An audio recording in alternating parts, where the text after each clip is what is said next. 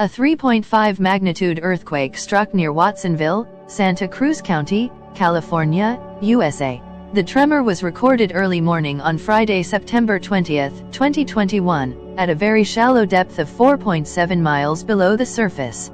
The event was filed by the United States Geological Survey, the first seismological agency to report it. Our monitoring service identified a second report from the European Mediterranean Seismological Center, EMSC, which listed the quake at magnitude 3.5 as well. Based on the preliminary seismic data, the quake should not have caused any significant damage, but was probably felt by many people as light vibration in the area of the epicenter.